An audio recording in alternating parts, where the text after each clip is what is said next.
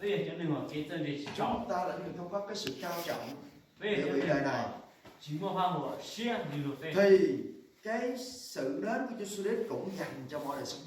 hiện tại chỉ số tại cái dù lọ thiết to mông trong đấy cụ yếu lọ tờ Chúa bây không giờ có đấy phân biệt chúng ta, và chỉ sai bây giờ mua Chúa không chê chúng ta nghèo, và chỉ thua để bây Chúa giờ không chê chúng ta thiếu học, và chỉ thua để bây giờ Chúa mình không chê chúng ta không được khôn ngoan. và chỉ thua để bây giờ mình chuộc Chúa muốn chúng ta biết về việc Ngài đến thế gian này vì cả chúng ta. và chỉ sai của bây bao giờ họ này nó đến tên là vì do bây Hallelujah. Đây là Hallelujah. cái điều khác biệt. họ này những họ ở sao Chúa đến để chúng ta được biết Ngài. và chỉ được lò của bây bao và chỉ Và ở đây cái phần câu số 11 nhất là đây tổ ý đó nói rằng hôm nay tại thành David đã sanh cho các ngươi một đấng cứu thế là Christ là Chúa. nhưng mà nên từ trẻ sinh tức là dù cho họ tạo với những đồ là chúng ta dò từ thế tàu về từ xứ Chúa Giêsu được gọi là đấng cứu thế. chỉ là sự dò từ trẻ sinh Thế giới này cần được cứu không? lúc đây đây là sự tin hình đây của vợ là sự của chính chủ cái Cần chả không đi ạ? Mỗi người sống trên thế gian này cần được cứu không? sự tin hình của chính chủ cái chả Có đi cần không mà thánh? Có. của chính chủ Có. Mà Chúa gọi được gọi là gì? Đấng cứu thế. cho họ chỉ sự họ là khi đó là chỉ sự dò từ trẻ sinh Thế đây là thế giới. họ trẻ sinh mà đi Thế trẻ đây tăng là họ toàn cả nhân loại này sống trẻ tin hình khắp đây trên đây đất. là tên nào hay cho tin hình đây là Điều này có nghĩa gì? tăng tên nào nè Điều này có nghĩa rằng Chúa đến cứu tất cả mọi con người, sai đó thì chỉ số là chở số tự tin này người bất cứ nước nào, chỉ hai tụi mình nhắc họ từ bất cứ dân tộc nào, chỉ hai hai mình từ Chúa cũng có thể cứu con người đó. chỉ số là chở Chúa không cứu người này hơn người kia, chỉ số chỉ là chở tụi nó Chúa chừng cứu đó mọi người như nhau. nó chỉ bị chở Hallelujah. đó Nếu khi mình nghĩ là thôi, chắc Chúa thương người Thái hơn, Chúa thương người Tày hơn, Chúa thương người Dao hơn, Chúa thương người Kinh hơn. chỉ để mà chỉ họ lúc cho nhau làm rồi cho quy đồ là chỉ mà chỉ họ lúc cho tài đồ Nhưng mà không, chỉ ở đến đó Chúa thương người Hồng Mông và tất cả mọi người trên thế gian này như nhau. và chỉ lúc bây giờ mong thế thoại này họ đến đây giảng gọc Amen. Amen. Nên chúng ta không có suy nghĩ là ôi chắc là Chúa thương dân tộc này hơn, Chúa thương dân tộc kia hơn, Chúa thương dân tộc kia hơn. Phước hạnh của Chúa dành cho cái dân tộc nào đó hơn, Chúa dành cho như nhau. mà bây giờ sao để ô và chỉ mà lúc này nó rồi và chỉ lúc này nó rồi nó chỉ bây giờ sao để và chỉ lúc bây giờ đấy giảng gọc Cho nên chúng ta không có suy nghĩ tiêu cực, bây giờ sao phải là chúng ta không có để ma quỷ lừa dối chỉ sai cái đó dùng gì và nghĩ rằng mình không được Chúa thương bằng những người khác. chỉ sai cái đó dùng gì để bây mà chỉ tao giải và chỉ cái lúc bội được Dân tộc mình không được Chúa thương bằng những dân tộc khác. bây hai mình chỉ tao giải chỉ cái lúc bội này Chúa thương mọi dân tộc như nhau. và chỉ lúc cho này Chúa cứu mọi dân tộc như nhau. và chỉ chở cho này giảng gọc Chúa cứu chúng ta khỏi những hoạn nạn. một xin nói lại Chúa cứu chúng ta khỏi những hoạn nạn. và chỉ chở bây thì là cái giỏi nhẹ Chúa cứu chúng ta khi chúng ta gặp những khó khăn trong cuộc sống. và chỉ chở bây thở bên chỉ để cái nhiều xiên thở xiên họ lúc này Chúa cứu chúng ta thoát khỏi những điều mà làm cho chúng ta cảm thấy cuộc đời chúng ta đau đớn, và chỉ chở bây thì là tây ở ở trong bây lúc này giỏi nhẹ phiền muộn, ở trong bây lúc này thở xiên bối rối, bất an. ở trong bây lúc này Chúa đã định cứu chúng ta khỏi những điều đó. và chỉ chở bây thì là Và ở đây Ngài còn được gọi là Christ. này này tụ khen tỏ lúc này là Christ là gì? lúc này khen tỏ sai tao giả Christ nghĩa là đấng được sức giàu hay đấng chịu sức giàu. lúc này khen tỏ mà giờ sai tao tiền tù ở và chữ lý to gì đó Ngài được sức giàu và chịu sức giàu để làm gì? nếu mà chữ lý to gì nó quá Đó chỉ là để cứu rỗi chúng ta. và chữ lý to gì nó cha tụi nó có tụ chở Cứu sinh rỗi đây nói đến linh hồn chúng ta cần được cứu. họ chở nó bây giờ chở biết sáng chụp lì biết từng chụp lì Chúng ta sống trên thế gian này, bây giờ họ đến thế nào dù có bao nhiêu tuổi đi nữa, chở bây giờ phải chơi sông một ngày nào đó chúng ta phải chết. y nó từ bây giờ chỉ tuổi thôi Chúng ta không có sống tới nghìn tuổi đâu. chở bây giờ chuyện đấy của từ bây giờ chơi tuổi Đủ có một mình tuổi thì phải chết thôi. bây chủ yếu là nên trời và chỉ phải đầu tư Và bây giờ cái linh hồn chúng ta đi về đâu? mà thảo bây tuổi bây từng chụp lấy món từ Kinh Thánh thì cho chúng ta biết hoặc chúng ta hư mất đời đời hoặc được vào nước Chúa sống và này. là cũng khi nào bây thì mỏ tôi cái đấy một sự y khỏi dòng một cũng tẩy phần Mà bây giờ cái linh hồn chúng ta đây thì nó bây từng chụp không lì được cứu chỉ thì tỷ chúng ta hư mất. để bây trong cái cuộc sống chúng ta Mà bây giờ cái linh hồn chúng ta được cứu để bây giờ chúng thì ta đi chúng ta phải kinh nghiệm sự tha tội của Chúa. để bây chủ tàu giải và chúng ta kia thì Chúng ta phải kinh nghiệm những ngày chúng ta sống trên đất này chúng ta thắng hơn những cái tội lỗi trong cuộc đời. hậu hậu vấn đề bây giờ mà bây chủ tàu có những cũng cố là chỉ có Có những rất cái nhiều điều trong linh hồn của chúng ta được cần phải được cứu. môn tàu khó và nên lúc có hiểu bây chủ tàu Khi nói đến linh hồn, hai cho chúng ta nói đến suy nghĩ, bây chủ xã chúng ta nói đến tình cảm và cảm xúc, bây chủ xã thật là chúng ta nói đến những gì chúng ta quyết định, bây hai cho là cái đó bây chỉ chúng ta là nói bây đến nghiệp chính chính xác cái con người chúng ta hai cho bây được kinh nghiệm trong cuộc sống hàng ngày. hậu bây lúc này Bởi vì chúng ta không để Chúa cứu linh hồn chúng ta, giờ bây chỉ chơi chỉ bây giờ giúp đi chúng ta để mình sống trong sự cay đắng. bây ổn định là cái chi xe Chúng ta nuôi dưỡng cái sự buồn giận, bên niềm lúc mà chia cho cái chi xe cái tu xe với nhau họ bên chúng ta buồn cha mẹ, bên chỉ đâu niệm đâu tí buồn anh chị em, bên chỉ đâu bên buồn con cái, bên chỉ là bên đêm tôi mình nhỏ buồn một người nào đó bên chỉ đấy ở tụ trong làng, hậu bên lọ buồn một người nào đó trong hội thánh, bên chỉ tụ họ bên ở rừng chúng ta cảm thấy buồn của cái người đó. bên bỏ đẹp bên Và chúng chỉ ta không tha thứ cho người đó được, bên chỉ giả cũng đó chúng ta cay đắng họ bên du là cái bên vì những gì cha mẹ mình làm hay nói với mình, bên chị đây là niệm chỉ cay đắng anh chị em mình, bên là bên cho nó cái thổ là cay đắng buồn giận chồng hay vợ mình, đi bên đây quan niệm những người trong làng xóm và trong hội thánh mình, là chỉ bên tình cứ tìm chừng họ dù bên mình quan chừng không nói ra bên chỉ cả hai tạo nhưng mà lòng mình buồn giận cái người đó, bên chỉ hai tạo đó chỉ mà bên lúc xem mà như chỉ chống chết cay chỉ đắng cái nên người đó, nên lúc chỉ cho tụi nó ghét cái người đó. dô tụi nó Và cái điều đó chúng ta cần được Chúa cứu. mà đây là lên bên chủ Bởi vì Tao Chúa chỉ sự cảm không xúc. cho phép chúng ta ghét anh em mình. chỉ số như chỉ phút bên của đó Chúa không cho chúng ta giữ cái sự buồn giận. mà chỉ phút bên của tôi cái chỉ Chúa là họ không bên cho xem chúng ta giữ sự cay đắng. và chỉ phút bên của tôi cái họ Chúa không không cho cho chúng chỉ ta giữ cái cái sự hận thù ở trong lòng chúng ta. và chỉ phút bên chú tụ tụ bên xem Đôi khi chúng ta giữ những điều đó ở trong lòng.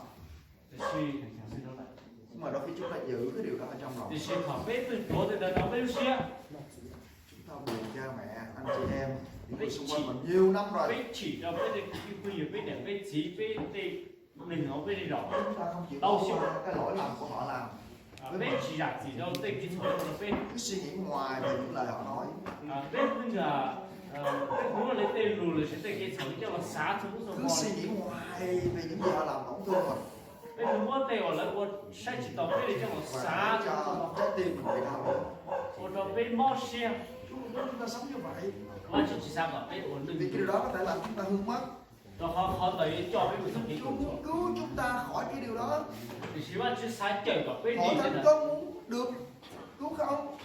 đây sẽ là một sáng gì thế đó Chúng ta có đang giữ lòng hận thù cay đắng với ai không? bên một trẻ khó kiến du được tù nhau bên lúc xe Chúng ta đang có buồn ai nhiều năm rồi mà chúng ta chưa hết buồn không? bên của tôi chỉ đâu được tù rồi tám nó chỉ tao tàn Chúng ta có đang giận ai đó nhiều năm rồi mà chúng ta chưa hết giận không? bên của tôi chỉ đấy từ tuyền đến đây xong rồi chỉ khi chỉ cho Chúng ta tàn có đấy đang ghét ai đó rất là ghét mà chúng ta không nói ra mà giữ trong lòng không? bên của tôi rút lên từ bên chỉ hai tờ Chúng rút ta từ cần xe được Chúa cứu buổi tối hôm nay khỏi những điều đó. giờ bên chủ tàu giải vào cho cái chuyện Và mà nó đôi khi chúng ta có sự tranh cạnh nữa. còn cái thì chỉ chúa tên là Chúng ta cảm thấy khó chịu khi ai đó hơn chúng ta về nhà cửa hơn mình. bên bỏ thì hậu ít tù cha bên là mà khi Thấy ai đó có cây thảo quả mọc nhiều hơn mình thấy sao khó chịu quá. bên bỏ lớn con tê hơn tàu cha bên khi Thấy ai đó nuôi con trâu con lợn mình thấy sao khó chịu bên bỏ quá. là dùng nhu dùng từ là sử dụng ấy dùng cái chú cha bên mà bên khi Mình thấy ai đó có vẻ có cái gì đó nhiều hơn mình thấy sao khó chịu quá. bên bỏ lùa tên con tàu cha dùng mà dùng gì khi đấy Đó là cái lòng tranh cạnh. họ nói là họ xe Chúa xe không họ muốn chúng ta tranh cạnh như vậy. lúc xe này lúc xe ở chân cọ cộng Chúa đồng dạy chúng ta là phải vui với kẻ vui, và dùng cũng khi là bên chủ trò cho này lúc xe khóc với kẻ khóc.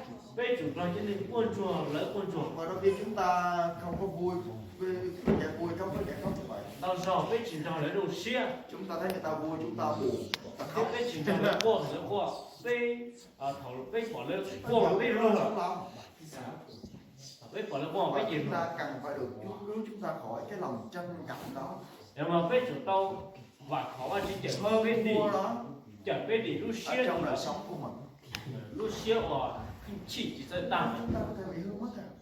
giờ chỉ đi mà bây giờ thực hiện của Chúa Rồi chúng ta cũng cái cảm xúc chúng ta đôi khi chúng ta có những cái sự sợ hãi nữa. tại vì họ bây giờ khi mà đây họ bây một họ chỉ trai Chúng ta tin Chúa theo Chúa rồi mà chúng ta nhiều cái sự sợ hãi lắm.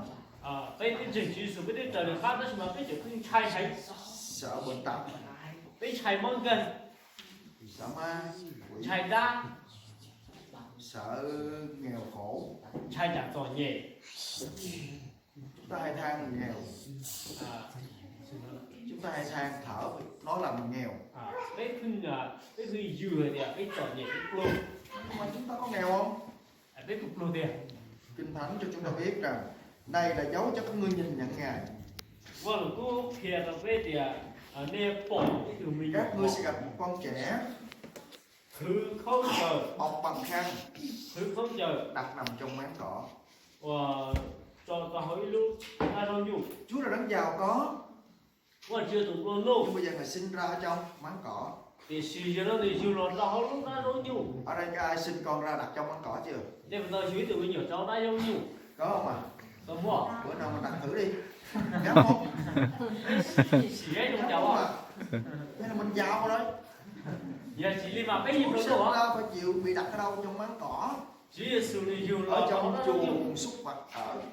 nó có chờ chia nhau Ngài là đấng giàu có liền tụng luôn luôn mà sinh ra theo cách nghèo khổ.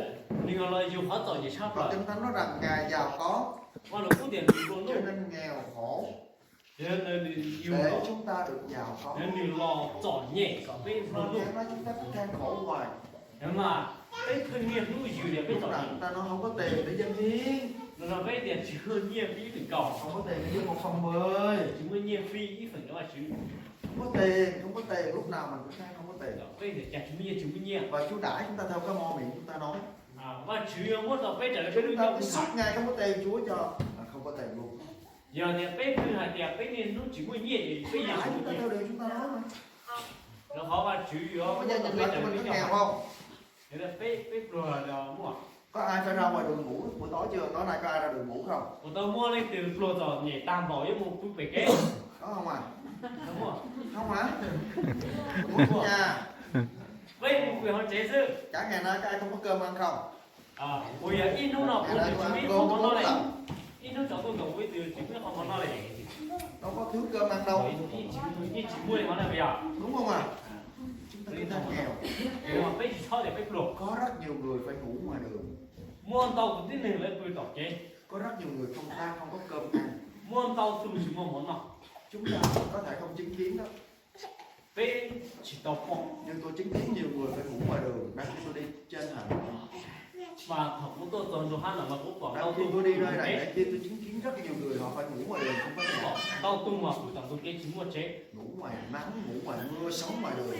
mà giờ chán tung lon nào là y nhớ tàu chế chứ chỉ mua chế nhá Cơm không có ăn. món chỉ mua no Tôi thấy họ nghèo khổ lắm. ô bỏ cho nên thêm rồi tiền Chúng ta đây có giàu hơn họ đó. bây giờ nó sao lớn à Và chúng ta không biết cảm ơn Chúa. bây chỉ bao chỉ cho Chúng ta không cảm ơn Chúa vì con có nhà ở. bây giờ chỉ cho vì cũng mua chế Cảm nhá ơn Chúa vì con có cơm ăn. cũng chỉ cho vì cũng mua món no Gà ăn là khỏi hết luôn. Có bao giờ hết gà không? mua cây của nó Ăn hết gà cái làng này được không à? Chắc không hết rồi, đúng không à? Lúc nào cũng có thể có gà để ăn hết. mà bây Nhưng mà mình mở ra khổ khổ quá. nó sẽ mấy bây giờ để trả sổ Nghèo quá.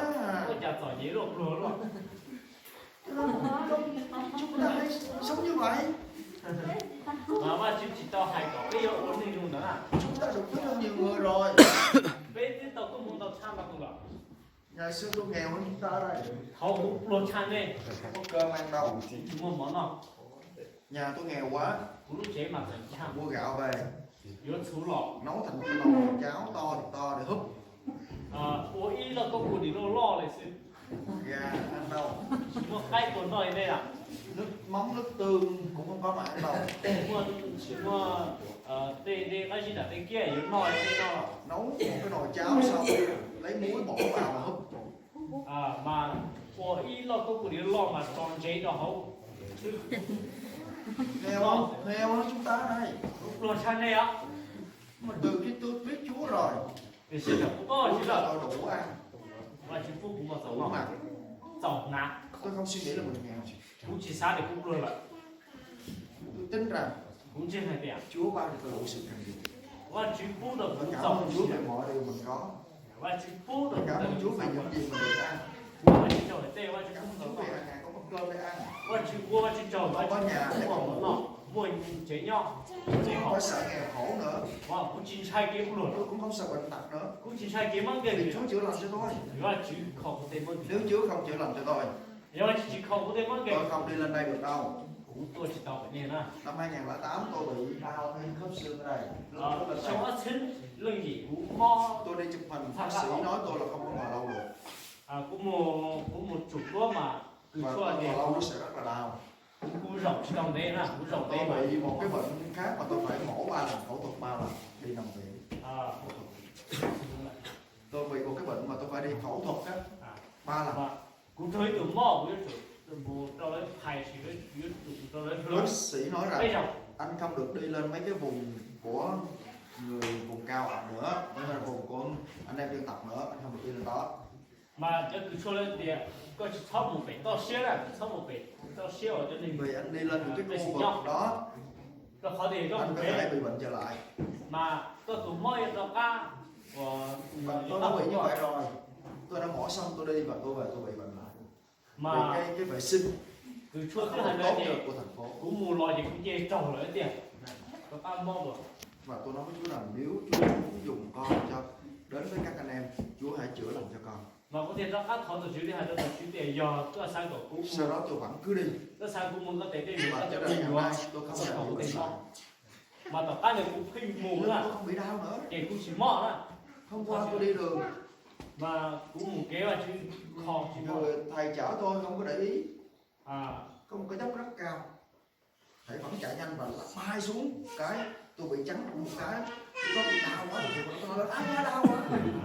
bây giờ xin cái thế này đúng không Tôi cảm thấy đau hết nguyên cái lưng tôi bây giờ thì nó đau. nó ăn mò trồng tôi Nhưng mà tôi vẫn đi được bình thường. nhưng mà cũng được Tôi ăn không cảm một thấy đau cái lưng hay là cái gì để mà tôi không đi được nữa. rồi nó chỉ mà chung rồi một chỉ to Tôi tôi lúc đó đó tôi cùng với Chúa rằng Chúa ơi xin phục hồi cho con để con tiếp tục đi trong chuyến đi này. nếu có thể khó chữ tiền tôi chứ nó có kho mà cũng rung thêm nó ăn một xong Cho nên chúng ta có Chúa là đang chữa lành. nhưng mà cái mua chữ Nhưng mà đôi khi chúng ta cứ sống trong sự sợ hãi, đâu rồi cái khinh là trai ngoan ngoan, lo lắng, cái khinh là thơ sợ nghèo cho nên không dám dân hiến, cái khinh thơ luôn sợ thiếu tiền cho nên con không bao giờ dám dân 1/10. cái chỉ cà phê xe đó chỉ Còn vì chúng ta không dâng 1/10 cho Chúa, vì cái chữ phí thì đó là sự đổ xả đến trên cuộc sống chúng ta. do cái trồng chữ thế là trồng Chúng cái ta không tin cậy Chúa trong bệnh khi bệnh tật. cái chỉ là chữ Chúng xe ta là bị chữ bệnh hành hạ làm cho đau đớn khổ sở. cái này lúc trai vậy cái thiệt như lúc trồng quá trồng gì Thiên Hội Thánh ơi, để cái chơi chữ buổi là tối hôm nay mò nọ Chúa đến thế gian này, chữ Giêsu lòng thế nào Ngài là sự vui mừng lớn cho mọi người. người do cái cái xe đó Sự vui mừng đó là Ngài là cứu Chúa của chúng ta. cái xe đó thay đổi được người do cái Ngài chữ xe cứu chúng ta khỏi những hoạn nạn. người chở cái gì cái gì gì Ngài cứu chúng ta khỏi những nan đề. người chở cái gì cái tính Ngài cứu chúng ta khỏi sống trong tội lỗi. người chở cái gì lúc lên cái sọ Ngài cứu chúng ta khỏi những buồn giận, ghen ghét, người chở cay cái đắng. gì cái bầu cái chi cái chữ xe Ngài cứu chúng ta thoát khỏi mọi sự sợ hãi. cái chữ xe người chở cái gì cái thơ cái trai Chúng ta có thể sống đẹp lòng Chúa còn cái thì liệu tao lúc lên và không bị lưu manh. cái chỉ trồng cái của chúa Tối hôm nay mọi thể lâu luôn dài xin đấy những điều quan trọng thì sẽ có thể họ tiếp sống tại đây nên quyền riêng có đang nhận biết được trong lòng chúng ta còn có đang sự cay đắng không? nên của mà là nên của bao hậu nên lúc xưa tiền nên chỉ Chúng ta có có đang cái cay bao xưa đắng, của xe ghen ghét, cái chị cái giúp buồn giận cái bao tàu một ai đó không?